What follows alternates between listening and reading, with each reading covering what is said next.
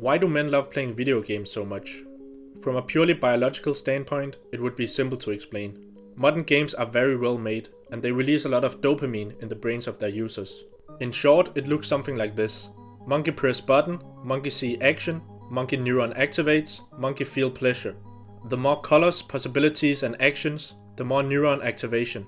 This explanation is just a tad bit too simplified though. A biological standpoint is very useful in the examination of why men love video games. However, we have to pair it with a psychological approach in order to get the full picture. I say this as someone who used to be addicted to video games myself. I used to spend every possible moment gaming, whether it was Call of Duty, FIFA, or my later most intimate love affair, League of Legends. I think much of the appeal in video games comes from the natural urge to live, behave and transform as a man. One can in this sense see video games as a reflection of what man's desire in life really is. Men want to create, they want to become strong, independent and powerful.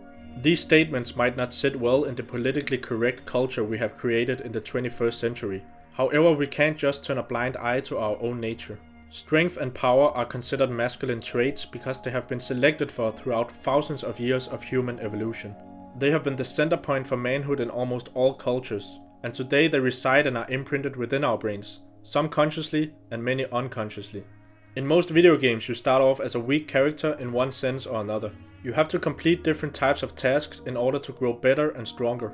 You experience failures and hurdles throughout these games, which makes the rewards ever more satisfying when you finally get them. You get to transform your character to new heights through overcoming challenges. You create something out of nothing, order out of chaos. You are promised rewards and growth for completing predetermined quests and missions. In this sense, video games mirror one of man's ultimate desires, the myth of the hero. Deep down in his unconscious mind, man has a desire to achieve something beyond himself, become something, create something, be successful, etc. But man is trapped in a modern world where he often finds it hard to take control over his own life. Maybe he is still somewhat psychologically infantile and prefers safety over venturing out into the abyss of life. Maybe he lacks the concrete missions and actions which would promise him transformation and transcendence as a man. Maybe he is too obsessed with his own suffering and thus seeks to minimize it as much as possible. Whatever the cause may be, escaping from the safe room of the familiar and becoming an individuated man would take a lot of courage, discipline, and it would probably also mean suffering. Therefore, man seeks other ways to realize his unconscious desires.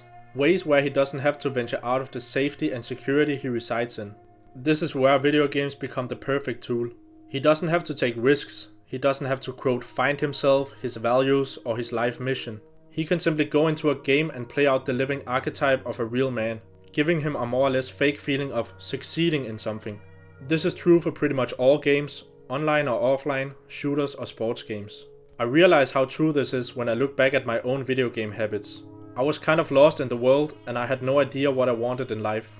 All I knew was that I wanted to do something, be someone. These ideas are not tangible though, and therefore I sought video games which provided me with clear-cut goals and rewards. If only men had these clear-cut missions and quests in their real life, they would be able to play them out like video games.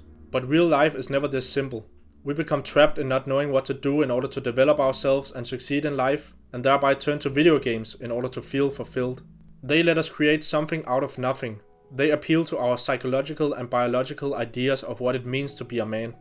I believe video games can have a place in a healthy individual's life. However, I also fear that video games can contribute to stagnation and even regression in many men's lives. Because video games are the perfect tool for the unfulfilled passive man. He can act out his duty in society, perhaps by doing unfulfilling and passion-ridden work, and then turn to video games in order to artificially please his masculine desires. Many of his greatest individual achievements will be embedded in the technological realm. He becomes weak, and so do his contributions to real life and his progress as an individual. He becomes subject to a hedonistic and psychologically infantile lifestyle. In the worst case scenario, he becomes a soulless shell of a man. If this situation is dramatized, as the unconscious usually dramatizes it, then there appears before you on the psychological stage a man living regressively, seeking his childhood and his mother, fleeing from a cold, cruel world which denies him understanding.